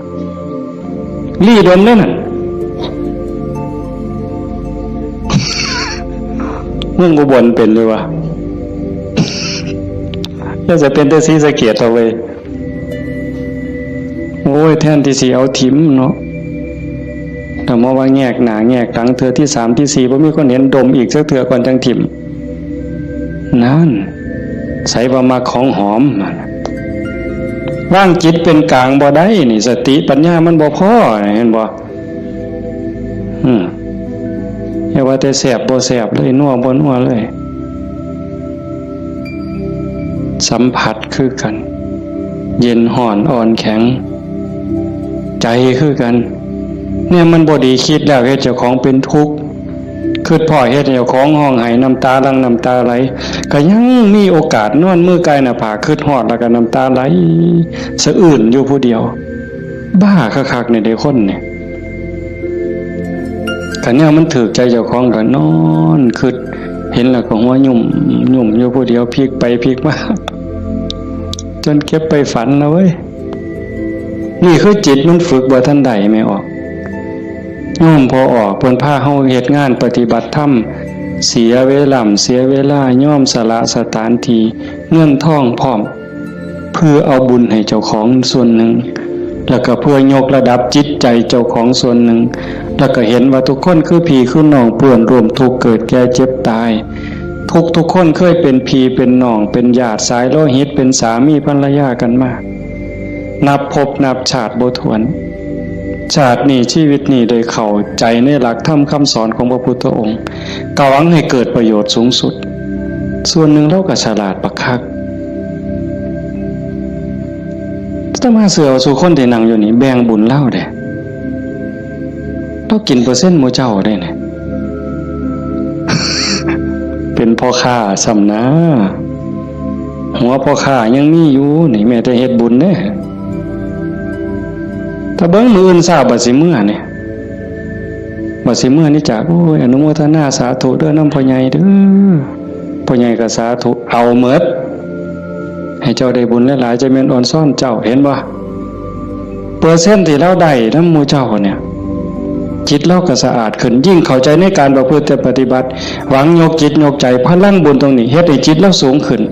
มีกำลังใจขึ้นมีความเพียรพยายามมากขึ้นจิตโล่งโปร่งเบามากขึ้นพลังบุญมันส่งนี่คนฉลาดก็เฮ็ดแนวนี้หันคนบ่ฉลาดเด้มีที่มีสวนจังซี่สถานที่ดีๆจังซี่ชวนหมู่มากินเหล้านี่กระท่อมงามๆมันสินั่งกินเหล้าเบิ่งแสงเดือนแสงดาวจังมันสิอ่อนซ่อนคักแล้วไปอีกคนละแนวแต่คนมีปัญญาเฮ็ดอีกแบบว่าการประพฤติปฏิบัติเป้าหมายสูงสุดก็คือขนกิเลสออกจากใจความโลภความโกรธความหลงความหักความสั่งความเกลียดความกลัวอิจฉาริษยาอาฆาตพยาบาทจองเว้นหน่อยเนื้อตำใจโยมสังเกตใจเจ้าของให้มันเห็นขันบ่เห็นตรงนี้ก็ง่มอีกโดนเติบได้กิเลสมันเกิดอยู่ใจเนี่ย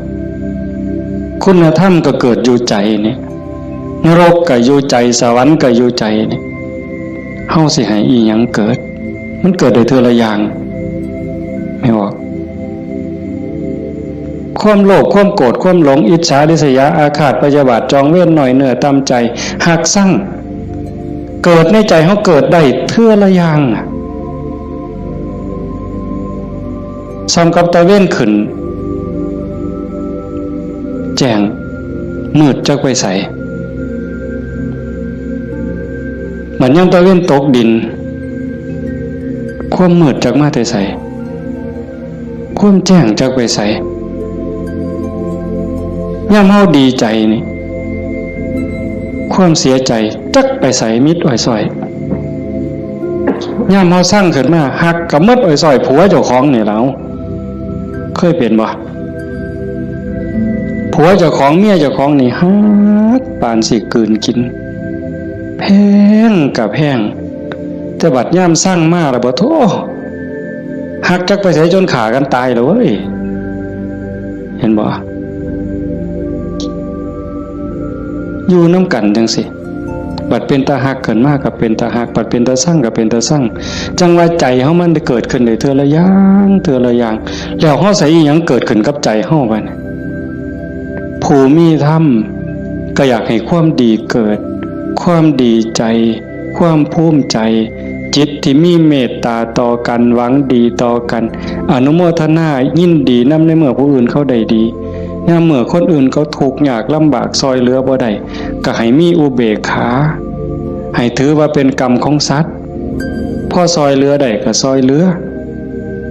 ขันเฮาจอบเบิ่งจังซี่ใจเฮามีอีหยังเกิดขึ้นปั๊บก็ฮู้จักคืออาตมาบอกตอนกลางๆนั่นว่าคิดปั๊บฮู้ปั๊บคิดปั๊บฮู้ปั๊บอันคือเฮ็ดให้มันว่างแต่ขันเฮาจอบเบิ่งมันมีอีหยังเกิดขึ้นก็ฮู้ให้มันเป็นเรื่องบ่ดีบ่งามก็บ่ทรงบ่บวกบ่ทรงมันต่อบ่ร่วมคิดกับมันบ่ร่วมขบวนการกับมันเฮาจะเห็นซ่อมเบิ่งกันจากฮู้ว่าเจ้าของเป็นคนแนวใดก็จอบเบิ่งใจเจ้าของนี่เป็นคนขี้อิจฉาบ่เป็นคนขี้โลภบ่เป็นคนขี้โกรธบ่เป็นคนขี้น้อยใจบ่ญาติโยมต้องซ่อมเจ้าของได้บัดนี้ผู้เฮ็ดมาแล้วก็สาธุผู้บ่ทันเคยเฮ็ดก็ลองสังเกตเวลามันบ่พอโยมประเด็นสุดท้ายสิเว้านำเนี่ยเวลาของชีวิตเฮาเหลือน้อยผู้บางคนเข้าวัดมา10 ปี20 ปี30 ปี40 ปีผู้บางคนหลายกว่านั้นลองเบิ่งมันเทียบเบิ่งวันเวลาที่เฮาเข้าวัดเข้าว่าปฏิบัตินำครูบาอาจารย์นับเงินทำบุญกันหลายแสนลองเบิ่งเด้นับเงินที่เฮาบริจาคทำบุญหน่อยแน่หลายแน่นี่เวลา20 30 40 ปีนี่มันเป็นแสนแล้วคันบริจาคเทื่อละ100เทื่อละ20เนี่ยเข้าหมดจักเหล้าตั้งแต่ใส่บาตรตั้งแต่ไปจังหันจังเพ่นเข้าเฮาหมดจักเหล้าเอาผ้าเอาสาดเอาหมอนถวายวัดหมดไปหลายปานใดคันเราถึงแง่เป็นบุญแง่ความภูมิใจนี่โยมก็ภูมิใจบ่คักเอาตัวนี้มาเป็นปีติจูงจิตให้เกิดความสงบก็ยังได้เป็นบุญได้เป็นจาคานุสติเนี่ยนำพาจิตไปสู่ความสงบได้อันนี้คือแง่ของบุญก็เป็นที่เพิ่งให้จิตให้ใจอย่างมหาศาลเลยล่ะไปแต่คันว่าถึงแง่ของการพัฒนาเป้าหมายของพุทธศาสนาบัดในขณะที่เสียเงินไปหลายแสนแล้วหมดเงินไปหลายแสนแล้วหมดเข้าไปหลายเหล่าแล้วยกใจขึ้นบ่ใจเฮายกขึ้นได้ส่ำใดความโลภลดลงจักหน่อยบ่ความโกรธลดลงจักหน่อยบ่ความแข็งดีแข็งเด่นลดลงจักหน่อยบ่หือไปวัดแห่งแต่ไปผิดกันอยู่วัดขาดทุนได้นี่ครูบาอาจารย์มีสื่อมีเสียงลังเทื่อก็สิไปญาติกันเป็นที่หนึ่งมันมีอยู่เรื่อยเห็นอยู่หลายหมองโดยเฉพาะโยมฝ่ายอุบาสิกาเฮ็ดหยังก็อยากถวายหลวงพ่ออยากให้หลวงพ่อฉันของเจ้าของใส่ของเจ้าของผู้นี้เฮ็ดอยู่แล้วมีผู้ใหม่มามีการแข่งกันขาดทุนนี่ตัวนี้คือขาดทุนลอดพื้นบ่แม่นขาดทุนธรรมดากิเลสมันบ่ได้ยอมเฮาเด้ไม่ออกสังเกตเด้อย่าเชื่ออาตมานำแม่ได้พระเถาะเพราะฉะนั้นหลวงปู่ชาบ่ได้ถีบพระดอกเนาะได้ไปนวดหลวงปู่แล้วว่าเจ้าของคักหลวงปู่เพิ่นฮู้จักความคือเลยถีบเลยหงายหลังตึงยังจังได้คิดเห็นบ่นี่คือครูบาอาจารย์เพิ่นสอนให้เห็นจิตตัวนี้โยมคันบ่เห็นจิตตัวนี้นี่ง่มซ่าไปอีกโดนเติบเยจิตตังสัญญเมสันติโมขันติมานะพันธนาถ้าบุคคลใดจะพึงตามดูจิตบุคคลผู้นั้นจะพ้นจากบ่วงแห่งมารคันเห็นใจตัวนี้นี่เขาต้องการความสะอาดแม่นบ่ต้องการความสะอาดต้องการความบริสุทธิ์แห่งจิตแห่งใจเนี่ยมันจะเห็นคันบ่จังซั่นเข้าข้างเจ้าของเสยเด้มันมาที่หลังมันสิมาใหญ่กว่าเฮาได้จังใดมันสิมาเป็นที่หนึ่งได้จังใดผิดกันวัดแตกเว้ยมีได้แนวนี้ก็ได้ขาดทุนเสียเงินเสียทองห หาขึ้นใหม่ได้เด้หาเงินแสนเฮาก็ยังมีโอกาสสิหาพ่อโยมหาเงินล้านยังมีโอกาสสิหาพ่อเสียยังก็เสียได้แต่ว่าคันเสียเวลาเนี่ยเสียเลยเด้เสียเลยมีเงิน100 ล้านซื้อนาทีที่ผ่านไปกลับมาบ่ได้ซื้อนาฬิกาเลื่อนละแสนเลื่อนละล้านน่ะซื้อได้แต่ซื้อเวลาวินาทีเดียวก็ซื้อบ่ได้เฮาหายใจเข้าหายใจออกตอนนี้หมดแล้วก็หมดเลยบ่กลับคืนมาอายุเฮาก็หมดไปความตายก็ใกล้เข้ามาเวลาแห่งการเก็บเกี่ยวสัพพะธรรมเก็บกรรมบุญกุศลซักฟอกจิตใจให้สะอาดบริสุทธิ์มันหมดไปเรื่อยๆจังซั่นจังว่าเขาวัดเขาว่าประพฤติปฏิบัติขันบ่เข้าใจถึงสาระแก่นสารคำสอนของศาสนาเนี่ย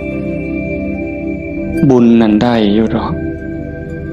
แต่มันบ่ทันปลอดภัยอย่างว่า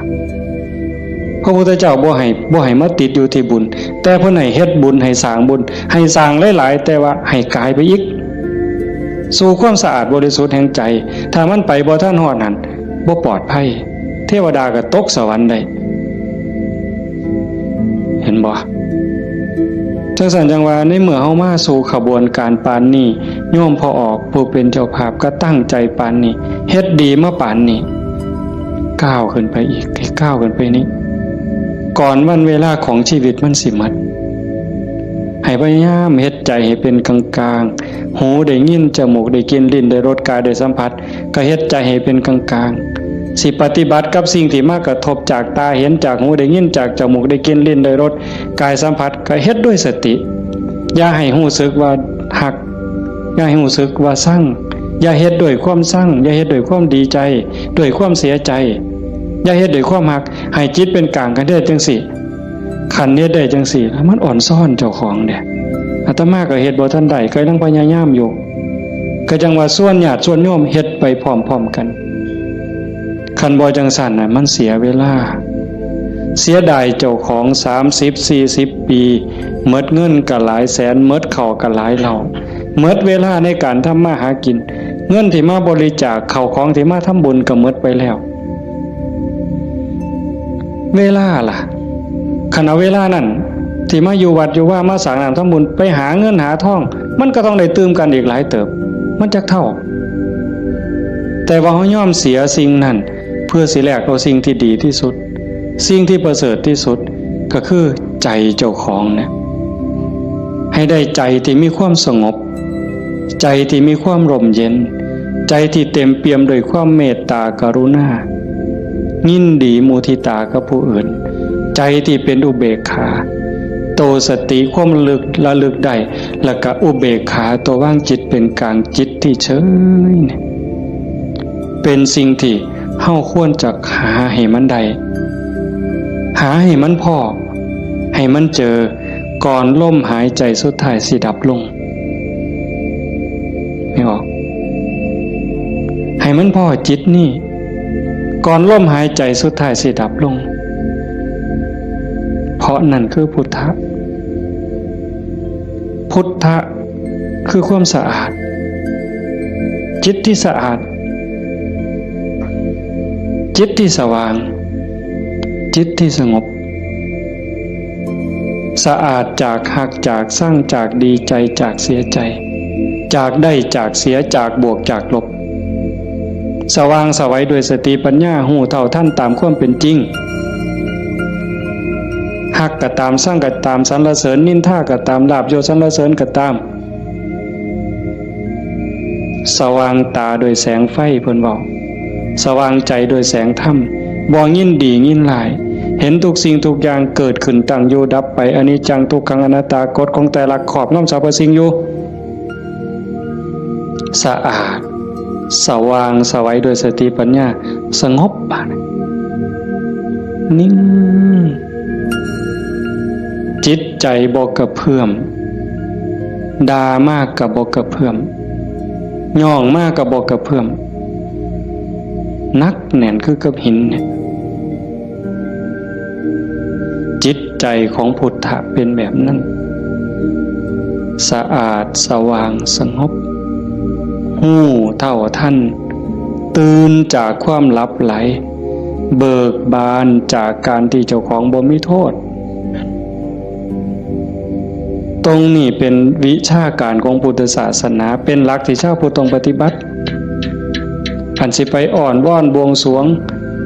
สวดแล้วก็ขอสวดแล้วก็ขอขันมันได้ซ้ำนั้นมันก็สิดีอยู่ขันมันได้พระพุทธเจ้าก็พาเฮ็ดแต่ตรงนี้ที่พระองค์เพิ่นสอนสลบจักเถื่อกลัวสิเป็นพระพุทธเจ้าหลวงปู่ชาลำบากปานใดอาตมาเคยอ่านพอเนาะว่าสิขึ้นไปอยู่เทิงผู้ว่าบ่อยากยุ่งบ่อยากยากนำการมาหาบิณฑบาตไปอยู่เทิงผู้ก็สิเหี่ยวกินพุ่นเนาะเหี่ยวฉันพุ่นเนาะฝึกซ้อมจนปานนั้นบัดเป็นไข้เป็นหนาวไปอยู่กลางป่าก็บ่อยากให้ผู้พี่น้องยากนำก็ซ้อมมันสิใจขาดยามใดสิจูดไปสุดที่ถิ่มเพิ่นว่าบ่ได้ยินเสียงกวงห้องหลวงปู่เพิ่นปัญญาหลายดีเนาะอาตมาก็จังได๋ดอกมื้อนึงไปอยู่สระอยู่วัดวัง 2-3 มื้อนั่นล่ะก็เปิดวิทยุฟังหลวงปู่เพิ่นเทศน์อาตมาก็หัวอยู่ผู้เดียวจุจ่อๆสั่นๆนี่คำสอนหลวงปู่ซ่าอยู่กับเจ้าของนี่อยู่หูดังนี่เนาะอยู่กับขนตานี่ทักมุมจ่อๆธรรมะนี่โอ้เดี๋ยวมันปัญญาคักๆเพิ่นยังว่าโอปนัญิโกเป็นสิ่งที่ควรน้อมเข้ามาใส่ตนมันบ่อยู่ไสไม่ออกคันเวลามันสิเข้าใจมันสิหูเล็กๆน้อยๆนี่ดอกมันหูในเจ้าของ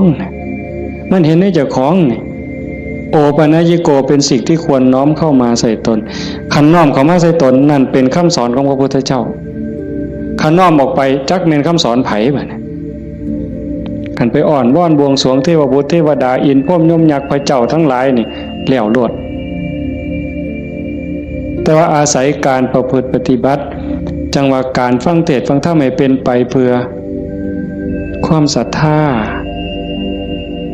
ความเหลื่อมใสศรัทธาปาสาทะวิริยะความภาคเพียรพระพุทธศาสนาเพิ่นสอนเรื่องความภาคเพียรวิริเยนะทุกขมัจเจติเฮาสิล่วงทุกข์ได้ก็ย้อนความเพียรพยายามของเฮาเองผู้อื่นเฮ็ดให้บ่ได้คันเฮ็ดให้ได้มีผู้วิเศษผู้ศักดิ์สิทธิ์ครูบาอาจารย์เป่าให้เสกให้ผู้ใดสิเกินพระพุทธเจ้าก็ออกว่าไผสิเกินพระพุทธเจ้าในโลกในจักรวาลแนวคันมันเฮ็ดแทนได้ทำพิธีเฮ็ดให้ได้พระพุทธเจ้าเฮ็ดให้หมดเมื่อเช้าย่างบิณฑบาตหัวแต่ว่ามันก็หาเรื่องอยู่เลยปีชงเพิ่นว่าปีนี้ปีชงส่งหยังส่งกาแฟ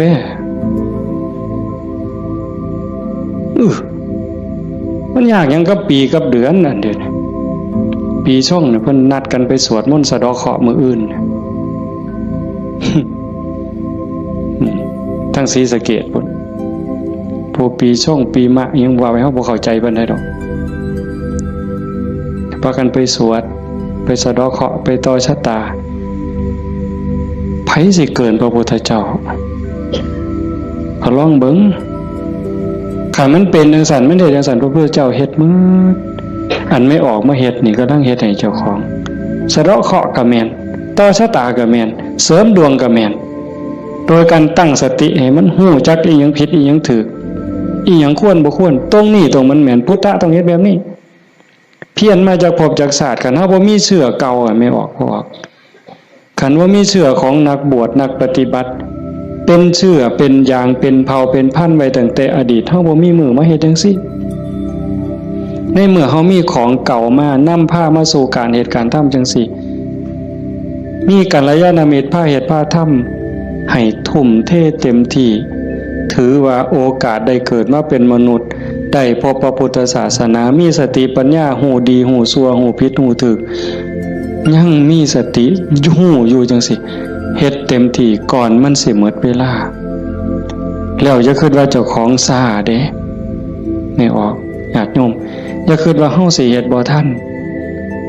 ตราบใดลมหายใจยังมีอยู่สติสัมปชัญญะยังหูผิดหูถูก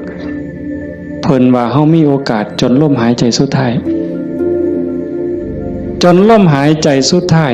ยิ่งเฮาฟังเทศน์ฟังธรรมอยู่บ่อยๆอยู่ประจำบัดจนหอดเฮาเจ็บเฮาป่วยเฮาใจสิขาดสิล้มสิตายสิ่งที่เฮาฝึกมาตลอดชีวิตทบทวนมาตลอดชีวิตหอดเวลานั้นมันจะว่างแมนบ่แมนก็แล้วแต่สิว่างว่ามันเอาบ่ได้แล้วร่างกายบ่แม่นของเฮาสังขารบ่แม่นของเฮาสรรพสิ่งในโลกบ่แม่นของเฮาดินดอนตอนหญ้าบ่แม่นของเฮาแม้แต่สังขารร่างกายก็สิทิ่มอยู่ไว้ๆนี่ว่างเด้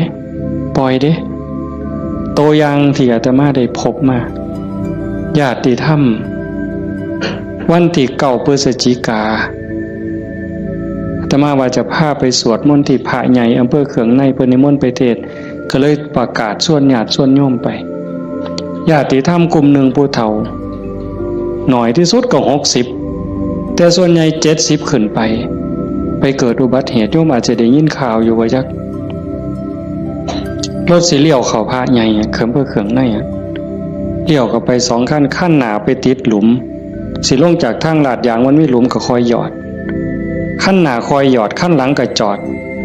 อดนิ่งๆรถวัดป่าใหญ่เมืองอุบลแล่นมาต่ำเข้าเต็มลำหลังหัวเก่งนั่นคนอยู่ทั้งหลังนี่7อยู่ทั้งหน้า2คนทั้งหน้า2บ่เป็นหยังแต่อยู่ทั้งหลัง7คนนี่ฟ้องลงรถตาย3บาดเจ็บหนัก4เป็นจังได๋พวกผู้เฒ่าทั้งหมดนี่ว่าชีวิตเฮาอันนี้เพิ่นเว้าก่อนเป็นได้เว้ามาเรื่อยๆดอกบ่แม่นเว้ามื้อนั้นเว้าเรื่อยๆเว้าตลอดถ้าเฮาได้เข้าวัดเข้าว่าได้ปฏิบัติเป็นนักรบตายในสนามรบตายยามใดก็บ่ย้านยิ่งไปเฮ็ดบุญตายแห่งแต่ดีว่าจังซี่เลยเด้ตายก็ตายไปแต่ว่าซุ่มยังนี่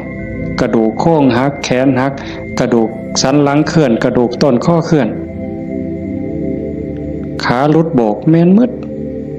2 คนหนึ่งนี่หมอเขาว่าเป็นอัมพาตตลอดชีวิตซอยเหลือเจ้าของบ่ได้อาตมาก็ออกมาบ่ได้เทศน์นำสนดอกได้ยินข่าวอาตมาไปนั่งลงปุ๊บก็เสียงหวอรถดังเลยพอได้ยินข่าวว่าเป็นญาติที่ทำก็แต่ตามเขามาโรงพยาบาลเขืองในพอแต่ไปหอดแม่ใหญ่นึงเขามาอุบลก็หลายแล้วแต่แม่ใหญ่นึงนอนอยู่ก็เจ็บ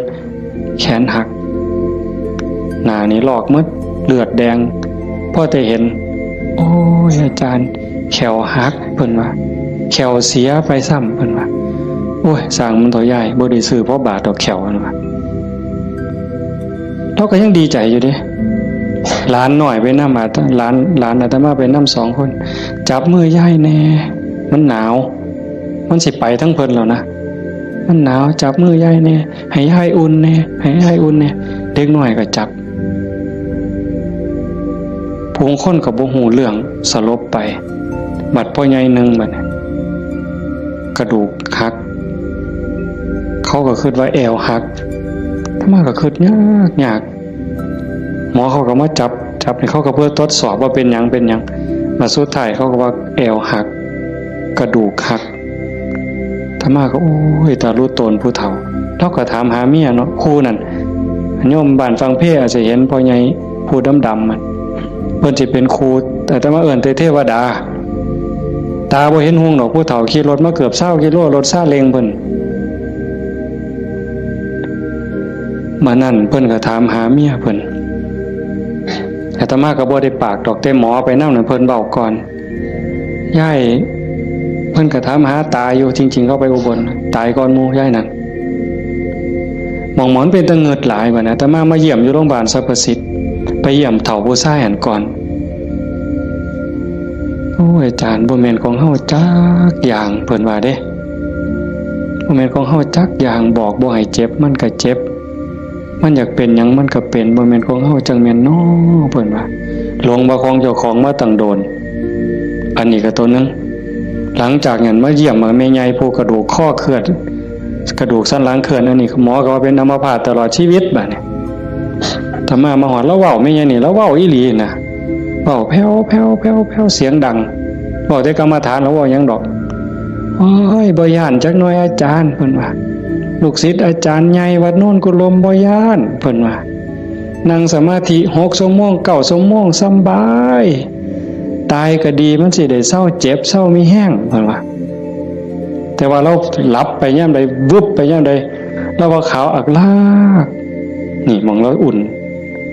คือมันสิใจขาดหลับไปย่ำใดปุ๊บสินคนใส่สุดขาวเต็มอยู่ตลอดนี่คือนิมิตดีเด้ขันตายในขณะนี้นี่สวรรค์เขาเอาเราไปแทะแต่ว่าเราปฏิบัติตลอดที่จริงเขาให้เล่าอยู่ห้องผู้เดียวเป็นห้องอันตรายแล้วผมนะโอ้ยดีแห้งอาจารย์เขาให้อยู่ผู้เดียวว่ามีผู้ใดมากวนปฏิบัติภาวนาเมิดขึ้นเพิ่นว่าอันบ่ฮู้ทีบเด้นั่นเจ้าของนั่นอันตรายที่สุดเพิ่นว่าเพิ่นสำบายมีผู้ใดมากวนเพิ่นนั่นบัดเอาไปเอามาภาวนาตลอดอยู่โรงพยาบาลตลอดย่างได้ซุมื้อหมอว่าสิเป็นอัมพาตตลอดทั้ง2เท่านี่ตลอดชีวิตเลยซอยเหลือตัวเองบ่ได้แท้เดี๋ยวนี้ย่างได้ทั้ง2คนเห็นบ่มองอัศจรรย์หลายพอใหญ่เข็มนี่ไม่ใหญ่ต้องค้ำเมียตายพอใหญ่ต้องเข็มพอใหญ่เข็มนี่คือทรมานตอนนี้ก็ย่างแล้วโยมไม่ใหญ่สวัสดิ์น้องสาวนั่นตายแล้วอีกผู้หนึ่งธรรมะจือบ่ได้ตายว่าเอาเรื่องกับรถถือว่าเป็นกรรมเป็นเวรเป็นสิ่งที่เกี่ยวเนื่องกันมาใครแม่นเฮาสิว่าแนวใดมองอาตมาเงึดอ่อนซ่อนใจคนน่ะขอบ3ครอบครัวนี่ผู้หนึงเจ็บสาหัสผู้หนึงตายนี่บ่เอาเรื่องกับรถบ่เอาเรื่องกับคู่กรณีถือว่าเป็นเรื่องของบาปของบุญเป็นเรื่องของวัฏสงสารให้แล้วต่อกันเขาก็บ่อยากมาซ่อนเขาก็บ่อยากพาเฮาไปตายนี่มองว่าคุณภาพของธรรมะมองเข้าใจธรรมะมันเฮ็ดใจได้ขนาดนั้นน่ะคักบ่มื้อนี้แม่ใหญ่นึงผู้เตรียมเนี่ยเผาไปวาง 2-3 มื้ออายุ89 ปี7 เดือนผู้หญิงเด้เลี้ยงลูกเมียใหม่ผัวเพิ่นไปมีเมียใหม่เพิ่นบ่เครียดเมียใหม่ออกลูกเพิ่นเอามาเลี้ยงพร้อมเอาไม่ออกเฮ็ดได้วะ นี่คือน้ำใจคนนะแม่ใหญ่นี่เราปฏิบัติธรรมอยู่นำครูบาอาจารย์มาตลอดลูกเราดีหมดทุกคนเป็นหมอ2เป็นครูผู้หนึ่งเป็นเจ้าหน้าก็มีอยู่2คนแต่ว่าหม่องอัศจรรย์คือเราปฏิบัติตลอดโยมไม่ออกสวดปาติโมกข์ได้ที่พระเพิ่นลงปาติโมกข์นี่แม่ใหญ่น่ะเราสวดได้อาตมาสวดบ่ได้หม่องเป็นตะงึดหลายแต่ว่าเราตกศาลาเทื่อนึงยังจงกรมมันมืดตกศาลาสมัยก่อนนั่นขาหักลงว่าซั่นว่าเห็นบ่บัดมื้ออาตมาสิไปเยี่ยมอาตมาไปเทศฟังทั้งครูขันก็เลยว่าสิกายไปทางนั้นลูกชายเพิ่นว่าบ้านอยู่ทางนั้นก็เลยพาไปเยี่ยมลูกชายก็บอกว่าอาจารย์สิมาเยี่ยมแล้วลูกบ่ได้ตลอดแต่ว่าสติเราดีเด้เพราะแต่ว่าอาตมาสิไปเสียงรถก็ไปจอดแล้วลุกขึ้นมานั่งพออาตมาไปนั่งลงแล้วก็กราบได้เท่าเดียวดอกก็นอนมันวิ่นหัวปานนั้นเราก็เว้าธรรมะโต้ตอบได้ทุกเรื่องสติบ่ขาดลูกหลานจักว่าเท่าใดมาเต็มเฮือนแล้วจำได้ฮอดซุมบ่นุ่งผ้าว่ามันชื่อหยังนิสัยมันดื้อบ่ดื้อแล้วฮู้ผู้นี่มองลูกหลานไว้ย่า ยายอยู่อีกเด้อโอ้ยมันถูกมันยากบ่อยู่ดอกอยู่น้ำหลานอีกแน่อยู่โดนแล้วผู้นี้มัดมือสิใจขาดหลานผู้เรียนอยู่จุฬากำลังขึ้นรถลูกชายว่าญาถาหลานนี่เด้อหลานกำลังขึ้นรถโอ้ยถาบ่ถามันก็บ่แม่นแม่วะแล้ว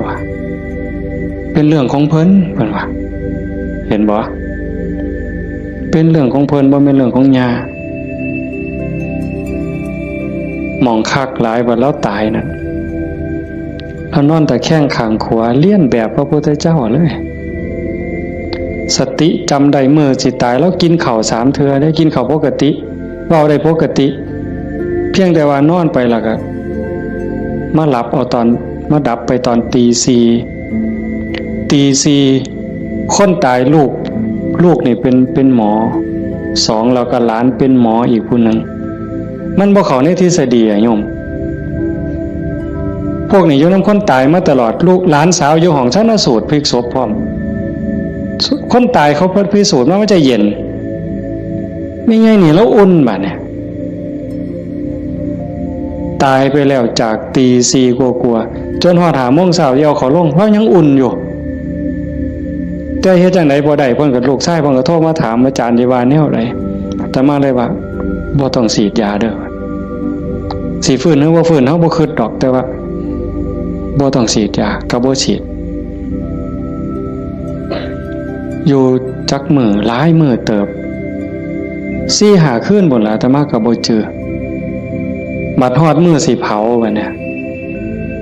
ลูกชายเพิ่นก็โทรมาถามประมาณ3 โมงกว่าเนี่ยอาจารย์เฮ็ดจังได๋บัดเทื่อเปิดโลงออกมานี่หาแม่ยังอุ่นอยู่คือเก่าเนี่ยสิเฮ็ดแนวใดเพิ่นว่าโอ้ตมาก็บอกบ่ถูกดอกโยมไขเบิ่งซะก่อนว่าซั่นแต่ว่าใส่เพิ่นใส่ตู้ลมเย็นอยู่แต่มันเย็นทั้งหลังนั่นน่ะตมาก็เลยว่าเอาคันจัก4 โมงก็จังถอดปลั๊กออกเบิ่งเด้อว่าถอดปลั๊กออกเบิ่งเพื่อให้มันปรับสภาพเพราะว่าตัวเย็นนี่มันอาจจะเป็นจากเครื่องใส่ไฟฟ้าหอดประมาณเฮาจะออกประมาณบ่ายโมงก็หากะลามันอุ่นมันยังอยู่ก็จังว่ากันอีกเทื่อนึงบัดสุดท้ายก็แม่นหมดอยู่ดอกเพิ่นว่าอาจารย์ประมาณเที่ยงในเพิ่นโทรมาก็บ่เย็นปานใดแต่ว่าย้ายบ่แข็งเพิ่นว่าเย็นอยู่แต่ว่ามันบ่แข็งคือทั่วไปคันจังซี่ก็หมดไปตามธรรมชาติก็เฮ็ดไปเด้อคือที่เว้าให้โยมฟังนี่หมายความว่าอย่าให้เราปฏิบัติมาตลอดจิตใจเราดีเรางามบ่เคยด่าไปจักเทื่อลูกว่าลูกเมียใหม่เขาผัวก็อยู่นำเมียใหม่เนี่ยเอาลูกมาเลี้ยงแล้วก็ป้อนข้าวทอกันนี่เลี้ยงซ่ากันป้อนปลาป้อนข้าวก็บ่ให้ลูกเจ้าของคำใหญ่กลัวเด้คำทอกันอาบน้ำให้ก็คือกันสอนก็คือกันฮักทอกันใจคนน่ะมันจังว่าคันมันได้ฝึกได้ฝนมันมีธรรมมันก็สุดยอดอยู่นี่โยมพ่อใหญ่พาเฮาประพฤติปฏิบัติเฮ็ดงานจังซี่เฮามาประพฤติปฏิบัติสูงสุดก็เพื่อยกจิตยกใจเด้อสรุปตรงนี้เด้อ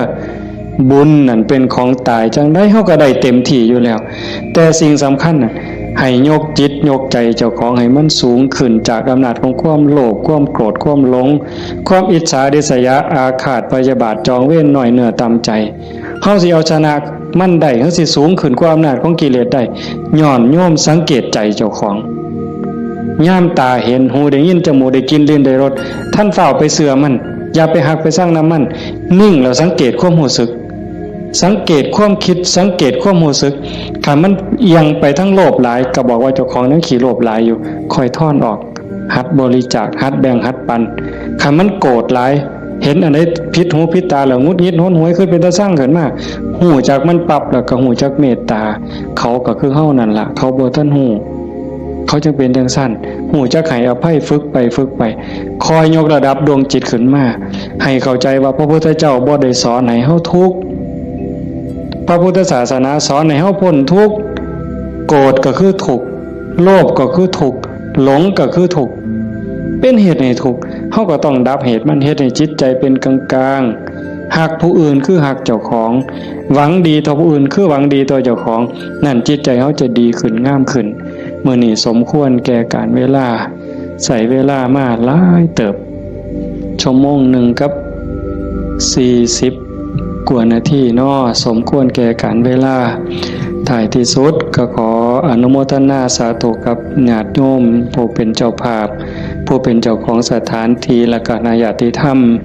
ที่มาจากที่ไกลมาร่วมประพฤติปฏิบัติบำเพ็ญบุญบำเพ็ญกุศลยกระดับดวงจิตดวงใจของเจ้าของให้สูงขึ้นงามขึ้นท้ายที่สุดก็ขอรัตนาอ้างอิงเอาอำนาจแห่งคุณพระศรีรัตนตรัยคุณของพระพุทธเจ้าพระธรรมพระสงฆ์และอำนาจแห่งบุญกุศลคุณงามความดีที่มีทั้งหมดทั้งมวล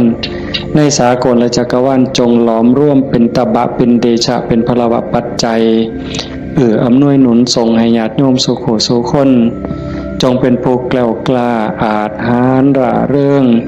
ในการสร้างบุญสร้างกุศลสร้างคุณงามความดีให้ยิ่งขึ้นไปให้เป็นผู้เจริญงอกงามในจตุรพิธพรชัยคืออายุวันนะสุขภละปฏิภาณธรรมสารสมบัติให้เป็นผู้มีสัมมาทิฏฐิมีโอกาสประพฤติธรรมปฏิบัติธรรมให้ได้เข้าถึงธรรมที่บ่ท่านได้เข้าถึงได้หูแจ้งธรรมที่บ่ท่านได้หูแจ้งจนสามารถนำตนให้พ้นทุกข์ปรารถนาสิ่งหนึ่งประการใดหากเป็นไปโดยชอบประกอบโดยธรรมก็ขอให้ความหวังความปรารถนานั้นจงสำเร็จทุกประการมีความสุขกายสุขใจโดยทั่วกันทุกท่านทุกคนเถิด